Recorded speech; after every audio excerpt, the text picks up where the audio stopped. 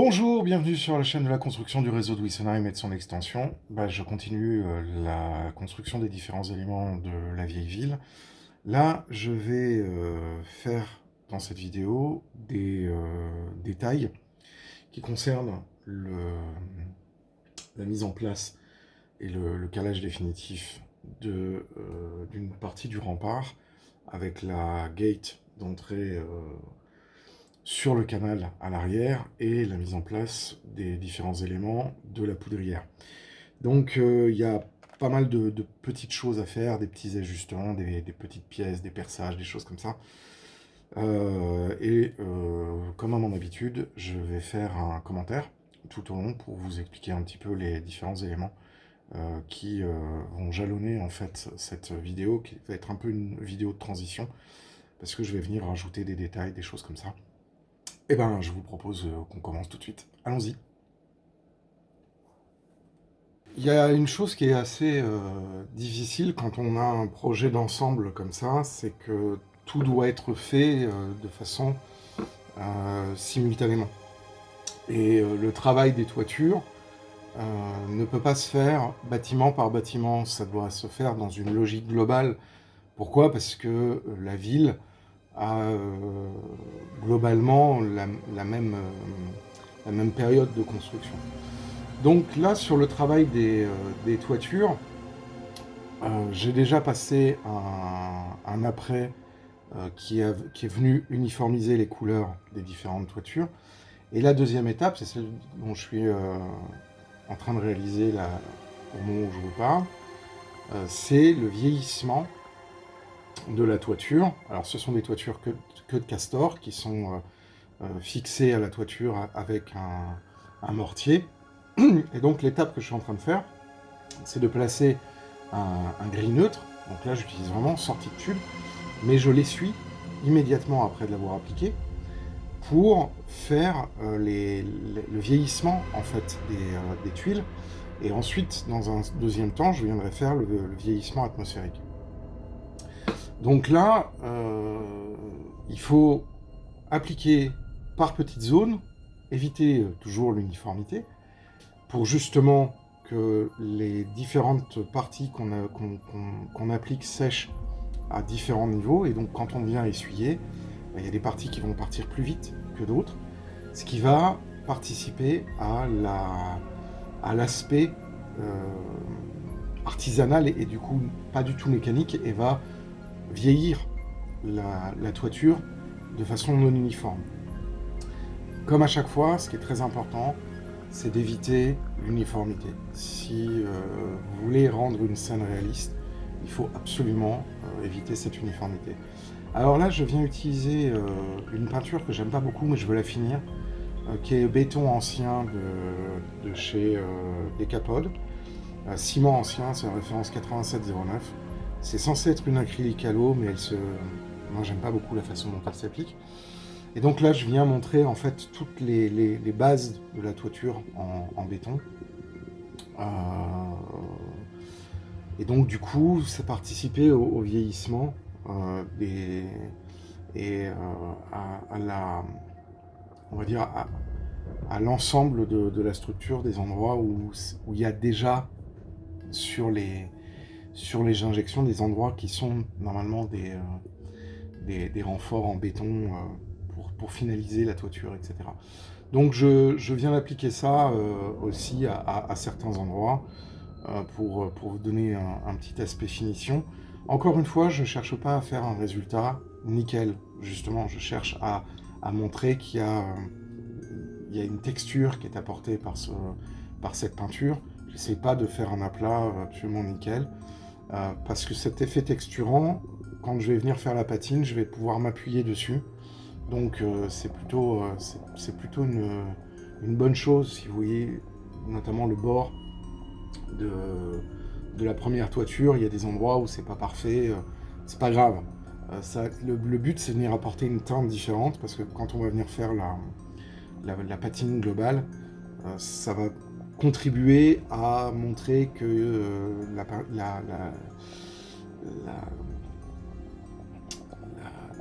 toiture, elle a vieilli, elle a évolué. Alors, À certains endroits, je viens redensifier un petit peu, mais c'est pas le... C'est plus pour un objectif d'être sûr d'avoir des détails qui vont bien être capturés au moment de la patine. Là, c'est vrai que, globalement, ce qui est un petit peu délicat avec ce... Alors là, je suis un peu hors cadre, je suis désolé. Ce qui est un petit peu délicat avec toute cette technique-là de préparation des toitures, c'est que justement, il faut absolument... comme je refais pas les toitures, parce que je vais pas me retaper à faire les mètres carrés de toiture sur la totalité de la vieille ville, il faut la vieillir. Alors là, je vais utiliser une autre teinte qui est donc qui s'appelle la terre ombre naturelle de chez Amsterdam, qui est la référence 408, qui a l'intérêt d'être une peinture transparente. Donc quand on l'applique comme ça au pinceau, vous n'allez jamais réussir à faire un aplat avec. Donc en la brossant assez vigoureusement, eh ben, j'obtiens un vieillissement de la mousse. En fait, je viens mettre de la mousse. Et du coup, on a un résultat qui est assez convaincant. Il y aura encore du travail, une fois que la toiture sera placée sur le bâtiment, il y aura encore du travail à faire. Mais là, déjà, ça me donne déjà un bon aspect de vieillissement de la surface et des tuiles. Et avec cette crème béton que j'ai mis avant, bah, vous voyez, on commence déjà à avoir une toiture qui a un aspect beaucoup plus réaliste.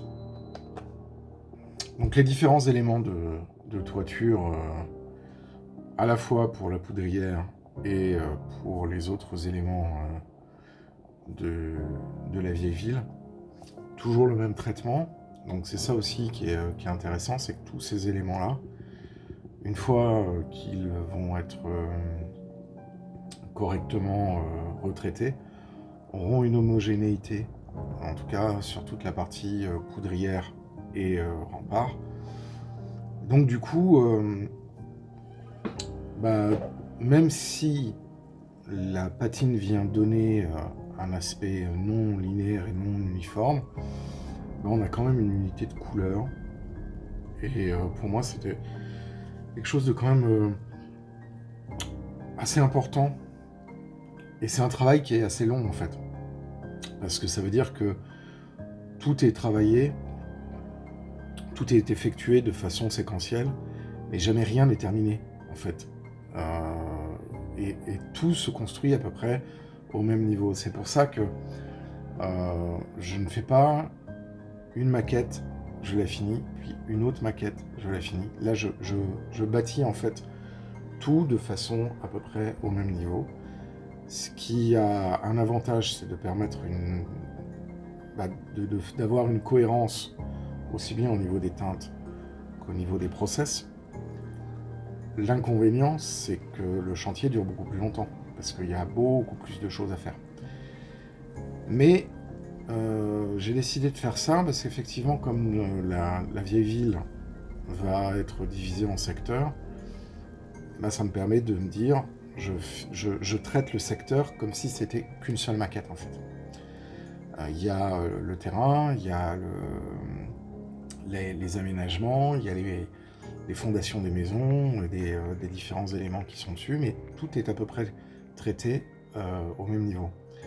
Ce qui fait qu'une fois qu'une étape est passée et que je passe à l'étape suivante, eh ben, globalement, j'ai déjà une structure qui est assez cohérente. Alors là, sur le module, il me reste encore énormément de choses à faire, de la peinture du sol notamment, qui n'est pas terminée. Mais je voulais commencer à avancer un petit peu sur les toitures, parce qu'il y a beaucoup de toitures complexes, et il y a des toitures ensuite qui vont être retaillées pour pouvoir justement bien se mettre en place les unes par rapport aux autres. Alors là, je suis en train de peindre le dessous d'une des toitures en noir, parce que je sais que je vais avoir de l'éclairage, et j'ai pas du tout envie que l'éclairage remonte, l'éclairage indirect, parce que ça ne sera pas les LED qui vont éclairer les toitures. Et l'éclairage indirect du bâtiment fait que je peux avoir des fuites de lumière vers le haut. Et donc, comme avec les murs, je viens peindre en noir pour donner une couche vraiment opacifiante. Comme certains l'ont fait remarquer dans la dernière vidéo, sur le noir, je peux repeindre pour, notamment quand il y a des baies vitrées et qu'on voit par transparence l'intérieur, je peux repeindre le noir avec la peinture qui va être... donc je viens mettre des couches de peinture, là pour couvrir le noir, pour me donner une couleur des murs à l'intérieur. Mais je le fais pas systématiquement parce qu'il y a pas mal de bâtiments où j'ai comme vitrage, non pas des vitrages transparents, mais le calque sur lequel j'ai imprimé les motifs hexagonaux pour faire les culs de bouteille. Et à la réflexion, il y a beaucoup de bâtiments qui vont être équipés de ces vitres-là parce que je n'ai pas l'intention de montrer l'intérieur. Donc là, je suis sur l'étape où j'enlève et je commence à coller les premiers éléments de rempart. Et ce premier élément qui est à travers le corridor du comment ça s'appelle, enfin, le chenal du canal intérieur, j'ai besoin de coller cette partie-là. Je vais coller toutes les maquettes seront collées hein, sur ce module-là. Donc je les colle à la fonte Taglus, ce qui me permet d'avoir un collage qui reste souple. Hein, je ne les colle pas avec d'autres colles, puisque là je colle sur du styrodure, donc je peux coller à la fonte Taglus. Ça va le maintenir en place et ça sera très bien. Ça ne va pas abîmer le plastique ni attaquer le plastique, donc il n'y a aucun problème avec la fonte Taglus, c'est vraiment une très bonne colle pour ça. Donc là je viens retirer les deux éléments de toiture des deux tours qui sont tête bêche pour pouvoir faire le traitement de la toiture, justement. Et puis il y a des éléments d'une tour ronde qui sont mis là parce que c'est le travail que je vais faire aujourd'hui. Et donc là c'est pareil, je vais faire exactement le même traitement que ce que vous avez vu sur la toiture. Donc, le gris neutre d'abord. Mais avant, ces toitures-là, je les ai peintes en rouge de Mars.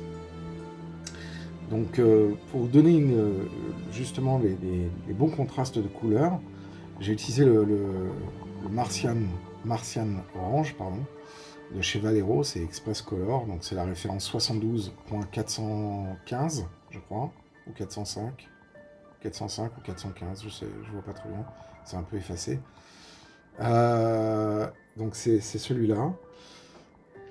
Donc les toitures ont d'abord été peintes avec ce rouge de Mars, et ensuite je viens du coup mettre mon gris. Et on remarque tout de suite la différence.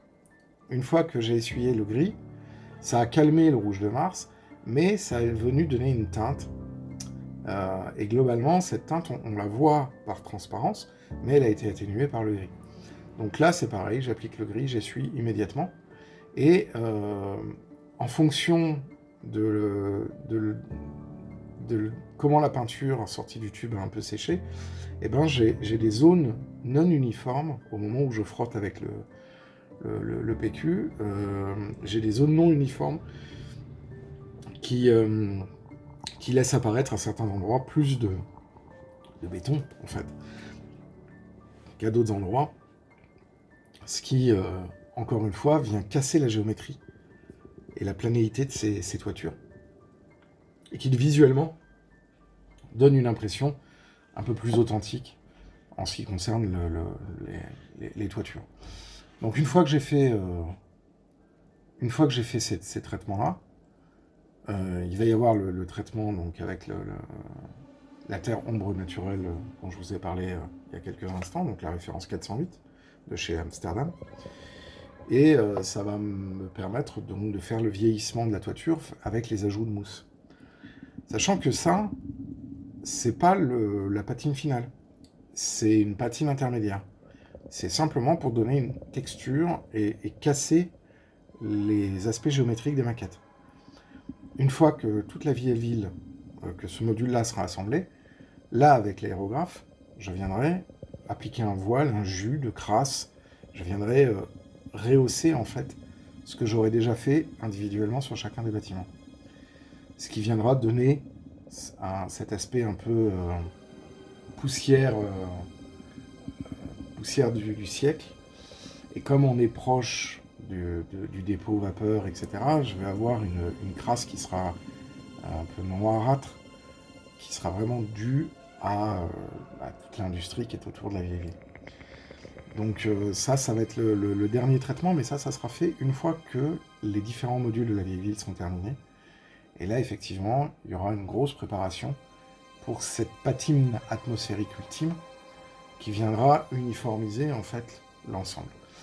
Donc, on peut dire que ça, c'est la première, ce que je suis en train de faire là, c'est la première étape des patines, qui permet déjà de casser d'abord l'aspect plastique des maquettes, même si on doit bien remarquer que les maquettes Faller, une fois qu'elles ont été repeintes, etc., elles ont déjà de la gueule, quoi.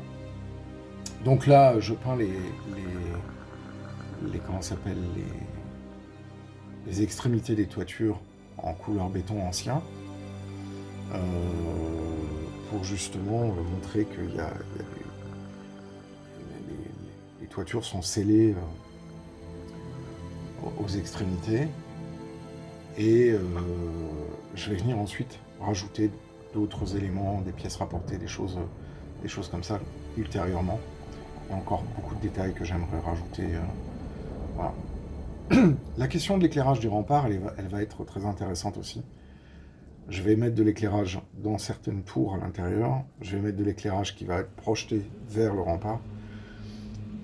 Ce qui va me permettre de pouvoir donner un peu de relief aussi sur ça.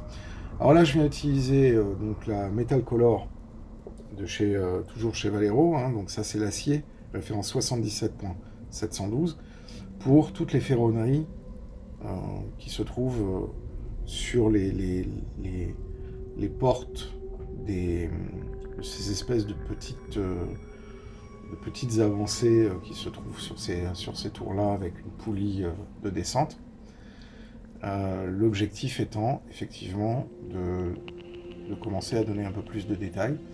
Voilà, et puis là je suis en train d'appliquer donc le terre-ombre naturel, et vous voyez petit à petit ça vient. Alors là je l'applique sans dilution, en brossage, limite brossage à sec, mais le pinceau est quand même assez mouillé.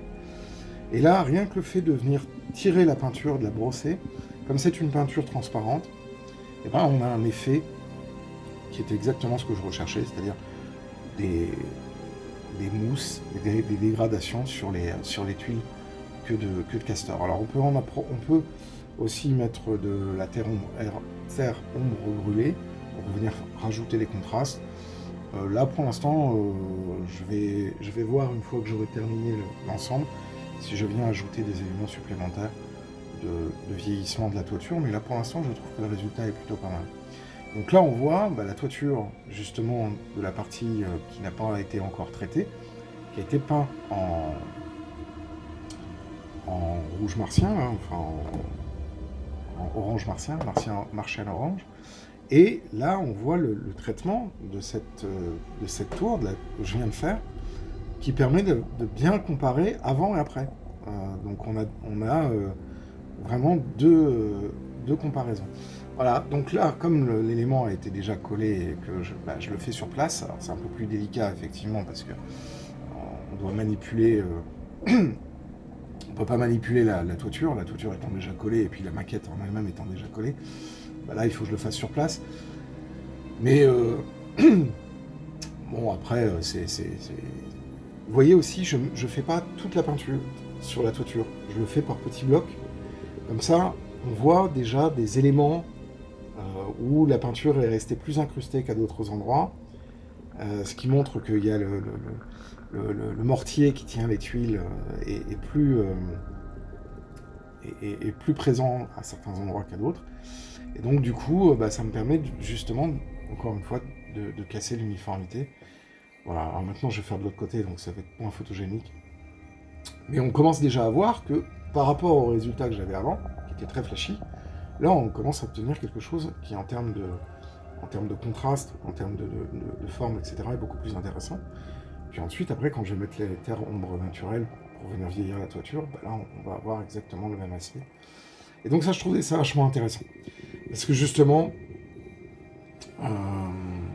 dans la globalité de ce qu'on voit là, Il y a encore énormément de travail à faire, notamment sur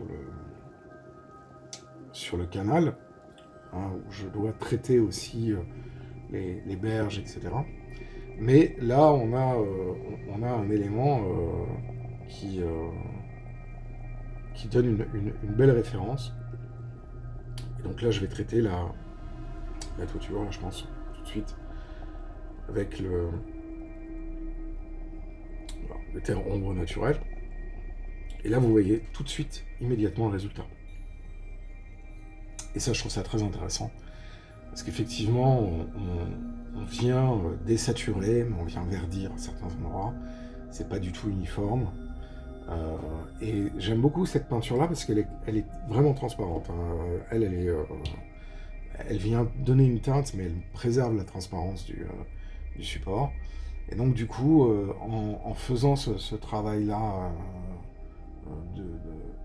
on vient redensifier un petit peu parce que le fait de mettre le gris, ça a désaturé donc le Martian Orange qui est derrière. Et là, ça vient lui redonner un petit peu de force, mais toujours avec les transparences de couleurs. Du coup, on a des endroits qui vont être plus gris que d'autres, des endroits qui vont être plus verdâtres. Parce que c'est, en fait, ce truc-là, c'est un peu une espèce de couleur verdâtre, comme ça, qui est très très bien pour montrer les mousses, les choses comme ça. Voilà, alors là, maintenant, je vais toujours continuer les toitures, parce que c'est à peu près essentiellement ce que je fais là sur cette session-là, pour commencer à bien travailler les toitures, comme je vous le disais en introduction de la vidéo, sur l'ensemble des bâtiments qui sont là. Alors, pas tous les bâtiments, parce que là, je travaille essentiellement sur le rempart. Mais là, c'est la toiture de la tour sud, qui est donc mis avec le, comment ça s'appelle, qui est collé à la poudrière, le pulvertum. Et donc on va obtenir ça à la fin. Alors vous allez voir réaliser, et puis ensuite, une fois que l'ensemble du montage sera parfaitement sec, ce qui n'est pas encore le cas au moment où je tourne la vidéo, et bien je viendrai appliquer à nouveau les deux mêmes étapes, donc le gris neutre. Donc le gris neutre, pour ceux qui veulent savoir, c'est la référence 710 de chez Amsterdam, et donc la référence 408 pour la terre ombre naturelle. Et donc, comme ça, j'aurai terminé la toiture. Et donc, quand je viendrai terminer ce gros morceau qui est la poudrière, j'aurai déjà mes éléments de toiture qui sont terminés. Donc, du coup, je pourrai finaliser assez rapidement cette partie-là, sachant qu'il y a encore énormément de travail sur la poudrière. Et il y a aussi énormément de travail sur les bâtiments de ce module, de cette section. Donc là, c'est pas une étape qui est super agréable à faire. Moi, j'ai pas beaucoup pris de plaisir parce qu'il y a plein de petites pièces à assembler, mais le résultat est assez sympa. En tout cas, je les trouve assez bien proportionnées, ces toitures. Elles sont assez jolies, ces tours, et puis avec le travail supplémentaire qui a été fait en ce qui concerne les états de surface, etc. Cette couleur rose, ce crépi rose qu'on retrouve sur le château de Bran, qu'on va retrouver un petit peu partout, vient donner un bon rappel justement au mur en pierre de taille. Il y a un bon dialogue entre ces deux types de surfaces-là. Évidemment, ensuite, après, il y a tout un traitement atmosphérique de salissure de ce truc-là, parce que là, sinon, c'est beaucoup trop propre. Mais voilà, donc là, pas de difficulté majeure pour ce genre d'assemblage. Simplement, c'est pas les trucs les plus plaisants à faire. Alors, au niveau des colles, là, vous voyez, j'utilise la colle Super Expert. Il existe chez Faber une colle qui s'appelle la colle Expert. Donc la Super Expert est orange et l'Expert est bleu. Et la différence entre les deux, c'est que la colle Expert est une colle repositionnable. C'est-à-dire que quand vous faites le collage, vous avez le temps pour pouvoir repositionner les éléments. Alors que la Super Expert, elle va polymériser et fusionner le plastique beaucoup plus rapidement. Donc sur l'Expert, il y a un retardateur. Et quand on fait des assemblages comme c'est un petit peu compliqué, ça peut être intéressant d'utiliser la colle Expert et pas la colle Super Expert. Bon, là, en l'occurrence, maintenant que j'ai l'habitude, j'avais pas besoin véritablement d'avoir ces besoins de repositionnement. Mais par contre, quand on fait les toitures, Faller recommande d'utiliser de la Faller Expert. Parce que quand on a les pans de toiture et qu'on doit bien les ajuster pour les mettre à la fêtière, si le plastique a commencé à fusionner, ben, les collages vont être beaucoup plus fragiles quand on repositionne. Alors que là, on a le temps de bien positionner. Une fois qu'on a bien positionné, eh ben, on laisse sécher et c'est bon. Ça a la même résistance mécanique une fois sec. Par contre, il y a effectivement ce retardateur qui permet de pouvoir utiliser et de pouvoir bouger les pièces. C'est très pratique quand on utilise, notamment pour la fabrication de toiture. Moi, j'aime bien la Super Expert parce que ça colle rapidement, donc du coup, paf, paf, paf, paf, paf. Mais c'est vrai que dans le cas des toitures, j'ai souvent constaté que quand je faisais mes repositionnements, bah, du coup, le collage était plus fragile. Voilà, donc bah là, il y a les petits chapiteaux. Alors là, c'est pareil, c'est assez marrant parce que ces toitures-là, c'est des toitures en tuiles losange. C'est pas des tuiles que de castor, mais étrangement, de loin, on obtient un résultat qui est assez similaire, visuel, et c'est assez sympa. Alors ensuite, après, sur ces éléments, il y a tous les petits paratonnerres et les petits pics au-dessus des chapiteaux à mettre. Ça, c'est pareil, ça fera l'objet de détaillage ultérieur pour justement permettre de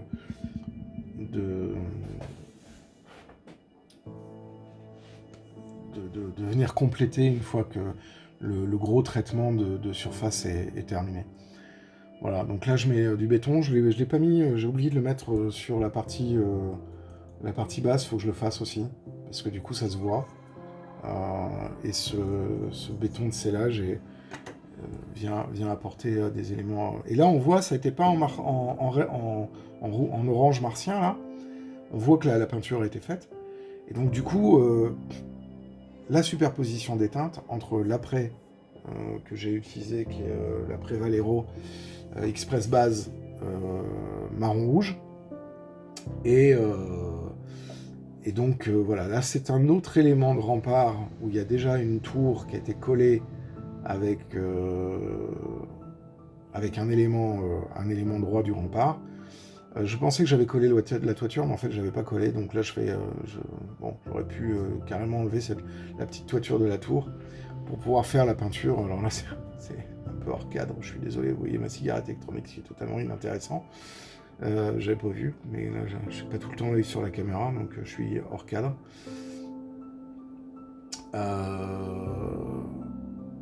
Voilà, alors du coup,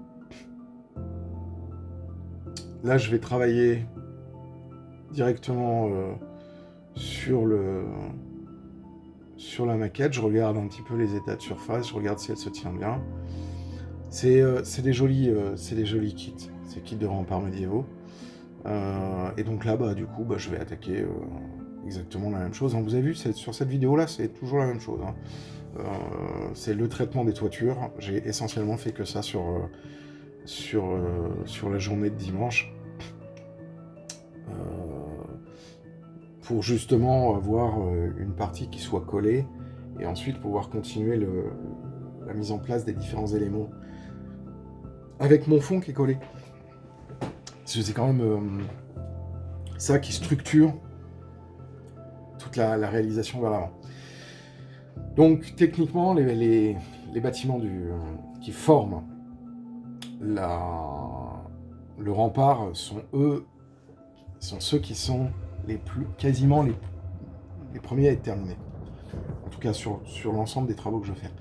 Après, il y a toute la réflexion sur l'éclairage, il y a toute la réflexion sur les scénographies. Il va y avoir un peu de végétation qui va être ajoutée. Il y a des endroits tout au long de la fabrication où il va y avoir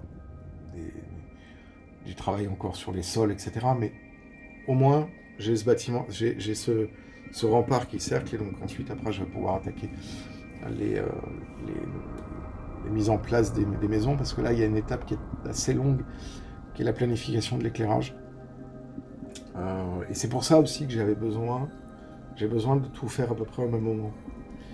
Parce que pour pouvoir planifier l'éclairage c'est une vraie question.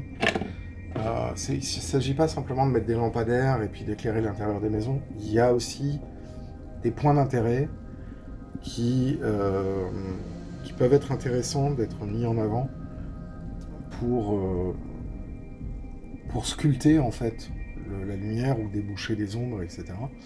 Et donc c'est intéressant d'avoir déjà cet élément, la muraille, qui vient structurer un petit peu l'ensemble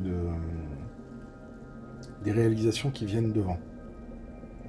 Et cette muraille, elle m'intéresse au plus haut point parce que elle vient bloquer en fait la vue, et elle m'évite de devoir mettre un fond de décor.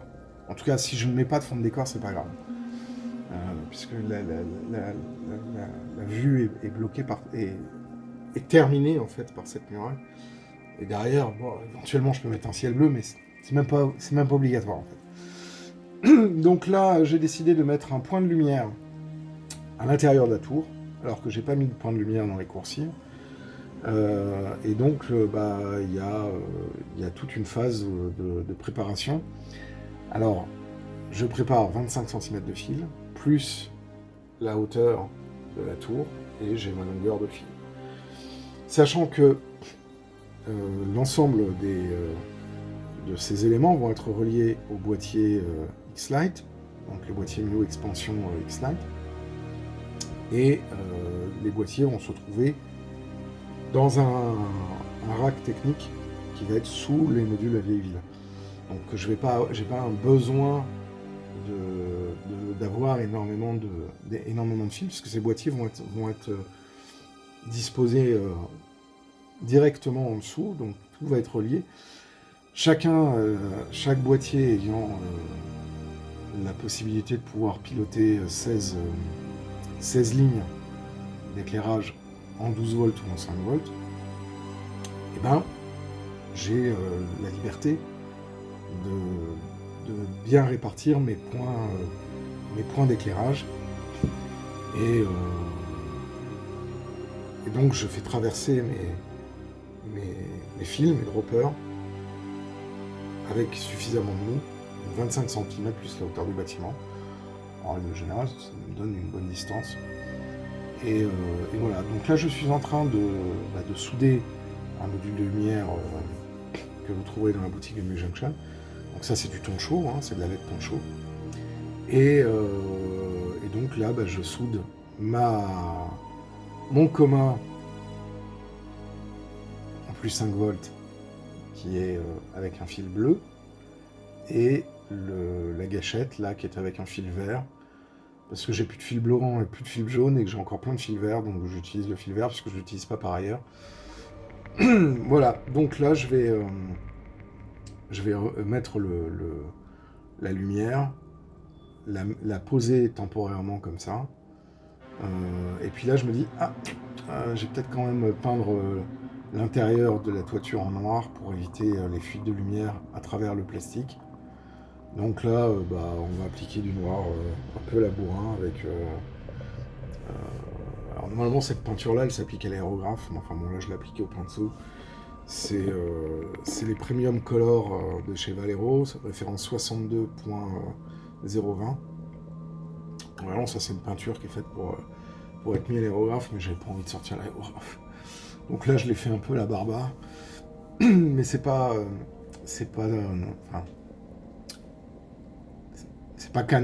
canoniquement juste de faire ça.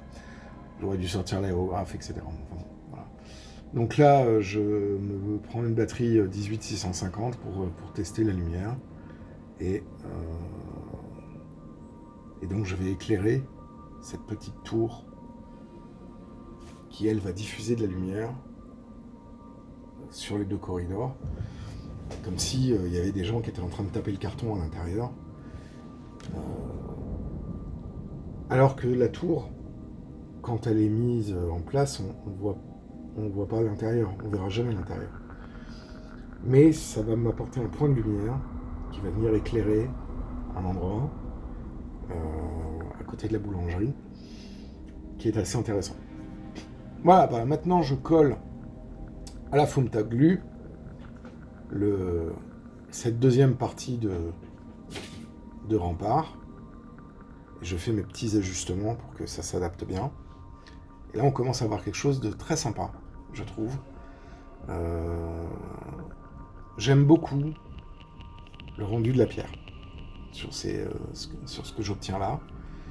Je trouve que on est très loin du plastique gris de Faller. Et alors vous voyez par exemple le sol au premier plan, là où il y a l'endroit où il va y avoir l'arbre, etc. On n'est pas encore traité avec la crème, avec l'enduit couleur crème que je frotte. Donc il y a encore beaucoup de travail à faire, mais on commence déjà à voir différents endroits. Alors là je mets le matériel pour le petit terre-plein où il va y avoir de l'herbe et un petit bosquet fleuri avec des rhododendrons, des choses comme ça. J'ai envie de mettre un petit point de verdure à cet endroit-là, comme si c'était un petit jardin qui arrive, voilà, qui est accessible uniquement en traversant un petit patio, etc. J'avais envie d'un point de verdure à cet endroit-là. Et donc, je surélève pour montrer qu'il y a une petite margelle. Je viens mettre ce matériau-là. Il va y avoir un peu de magie grasse dessus, là, que je vais appliquer après. Et là, il va y avoir 3-4 grammes de magie grasse, pas plus. Et puis ensuite, après, je vais peindre, mettre mes cailloux, ma couleur sol, enfin, et puis ensuite, après, je viendrai l'appliquer. Voilà. Eh bien, écoutez, j'espère que vous avez apprécié. Moi, je vous dis à très bientôt. Merci à tous ceux qui font des dons sur Tipeee. Et puis, d'ici là, portez-vous bien, prenez soin de vous et faites du train. Ciao!